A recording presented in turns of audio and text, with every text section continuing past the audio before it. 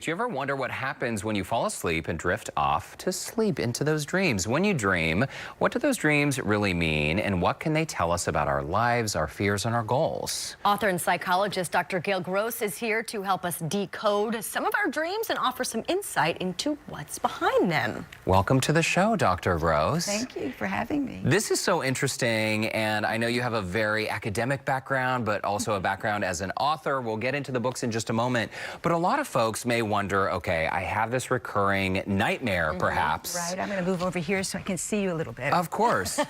And where do we begin? Deep couch. It is. Sorry, we didn't buy them. But where do we begin? Like, let's say we have this recurring dream where, I don't know, our teeth are falling out. How can we begin to decode them? Well, let me tell you a wonderful opportunity. My book, The Only Way Out is Through, which is really about navigating life's transitions, has a whole chapter in here on dreams and how to decode them.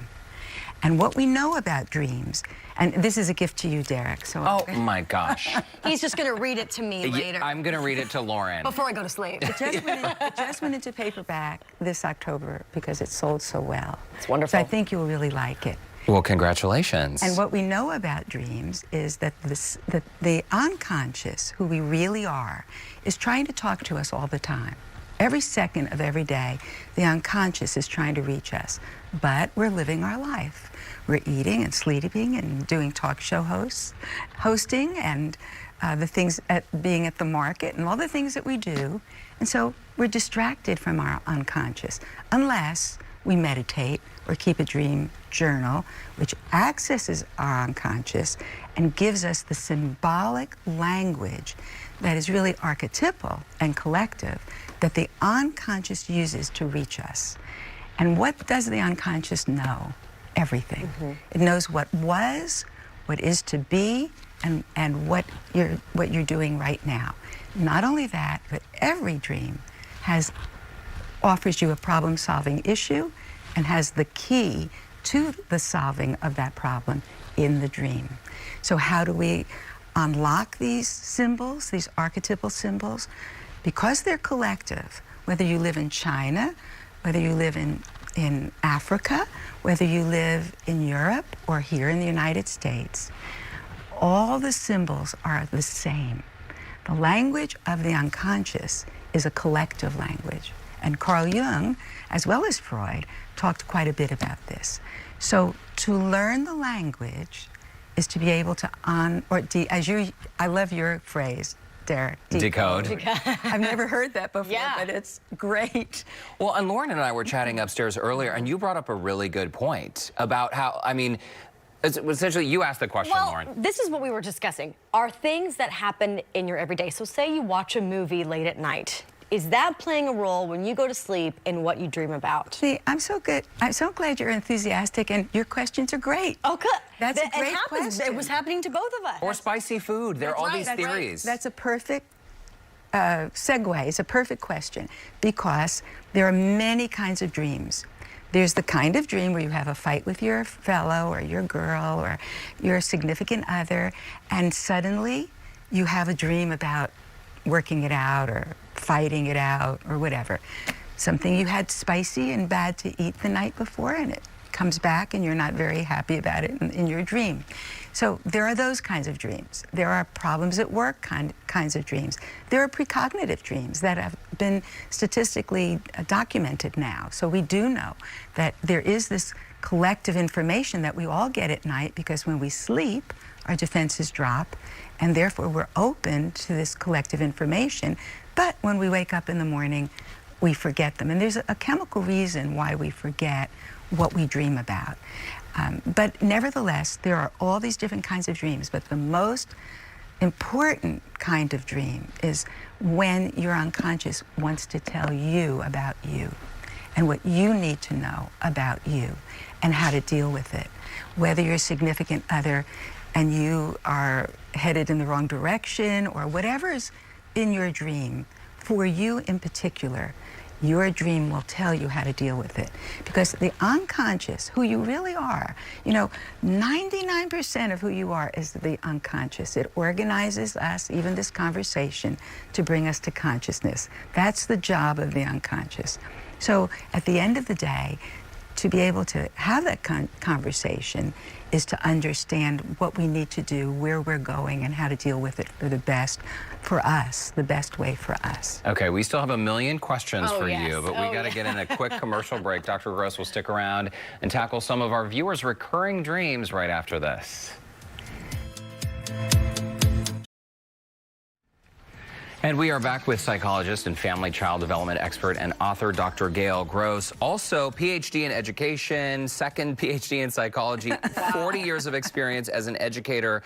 Ariana Huffington says about your latest book, it is a must read for parents. Your latest book, by the way, is called How to Build Your Baby's Brain, a parent's guide to using new gene science to raise a smart, secure, and successful child. And Derek, it won the Parenthood.com Product Award, and it was selected as the #1 parenting book for 2019. Very nice. Congratulations. Thank you. That's awesome. All right, so we were chatting about dreams before the break, and I know some of our viewers have submitted questions through our Facebook page. You were saying, though, don't be afraid of some of these dreams. They shouldn't be upsetting. We should rather treat them as a key to learning more about ourselves. For problem solving. The unconscious is talking to you.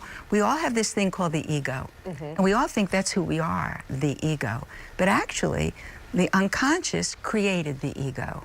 The ego is our function. It got you here today, it got you dressed, it has to do with everything we do in the day, our function. But who we are has to do with our unconscious, and our unconscious created that ego. The problem is the ego gets inflated, it thinks it's who it is. So when we're dreaming, every character in our dream is us, because in our dream, our unconscious is trying to help us. Whenever you dream about your significant other and you wake up mad at them, right? And you stay mad at them the whole day. Right, and you're really, that significant other in your dream is you. But you have to ask yourself an essential question. What does that person I brought up into my dream have to do with me? The unconscious delivers you an archetype because the unconscious is trying to get your attention. Some of those archetypes are unbelievable. You might dream of a giant snake, or you may dream of a gorilla or something so unbelievably frightening, and you think to yourself, excuse me, how did I possibly deliver this up out of my unconscious? Remembering that the only unedited information that ever comes out of you is from your dream. You have no control over these archetypes or these images. So when you're dreaming about your significant other, whomever, that significant other in your dream is you. And you ask yourself the essential question, what does this character in my dream, which is like a play or a movie, what is he holding for me? What aspects of him do I have? Lauren, you got to start keeping that dream journal and writing it down. Okay, That's the key. okay. You said something so powerful. That's the key to really getting information. Because keeping a dream journal gives you more and more access to your unconscious. And that way your unconscious respects what you're doing and says, okay, if you're paying attention, I'll tell you more. Oh. Very nice. Okay, let's do a lightning round on some of these viewer comments because we are tight on time. But Sam R. from our Facebook page says he has a recurring dream. He's flying in the air, seeing everything from above. His job, his house, his friends, and his family's house. What might that indicate? So when we're flying, what do? We get an aerial view of everything. But also, what are we? We're free. We're free. So when somebody has a flying dream, it indicates that they need to be free, that they're under too much pressure here on the ground, here on Earth. And so they're dreaming of, in a sort of way, an escape. But also, things are a bit complex down here in their life. So the aerial view gives them a better understanding of how to deal with what's going on. Let's get to Amanda's. In a sense, it's being overwhelmed. Okay. Makes total sense. Amanda says a scary dream where a man is in a dark hoodie moving towards her, but she's frozen and can't move. She has something in his hand, like a steel pipe, and before she can react, he hits her, and she wakes up and her mouth is hurting like she's been grinding her teeth or something. Right. So when we dream of darkness in any way, a dark hoodie or whatever, we're talking about shadow material. What is shadow material, you may ask? Shadow material is not anything bad or evil. It's the disowned material of our lives. So that means that when you're a child and you have to be potty trained, you have to disown a natural behavior because you can't just wet your pants. Now you have to be socialized. As Freud said, neurosis is the cost for civilization. So we have to disown parts of ourselves. So when we dream of darkness or someone in a hoodie, we know we have a signal that this is shadow material. It has to do with something that we've disowned that needs to be integrated back. Now the steel knife tells us what? It's a phallic symbol. So we're talking about perhaps something sexual. And what happens with this steel knife? She gets hit on the head.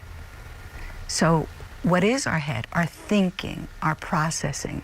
So this dream is telling her that there's some sexual content that she has perhaps pushed away, or I don't want to say overthought, but it contracted against, that her unconscious is bringing around back to her. And she, in her conscious mind, is seeing it as dark or shadow, something she doesn't want to deal with. But she still needs to process it. The unconscious is bringing it up. So deep, Dr. Gross. Very tight on time, but very quickly, Andrea or Andrea says worst case scenario dreams or nightmares about a past job where she's a waitress. She forgets to put in orders. As a former TV producer, she's had a nightmare about her rundown going blank right before showtime. Your rundown is essentially, you know, your show blueprint. Right. So this is so great. I actually know that. But this is so great. Because when we have a nightmare, that's when we're not paying attention to our dreams. So we have dreams, we have dreams, we have dreams, we have dreams, and we're not paying attention. And so what happens? Our unconscious is shaking us and saying, all right, I'm going to give you something so frightening that you'll remember it. You'll pay attention. So that's what a nightmare dream is. This dream for Andrea is that she's under too much pressure. And her unconscious is telling her she is under too much pressure. Okay, Dr. Gail Gross, we got to leave it there. Mm-hmm. We all are. Thank you so much for stopping by. Thank you. Congrats on the new book. We do have a link on our website, by the way, where you can connect with Dr. Gross. Thanks so much for coming by. This is for you. Oh my gosh. Lauren, we're going to share these. You have to Now share. you're going to read them Need to my me. reading glasses.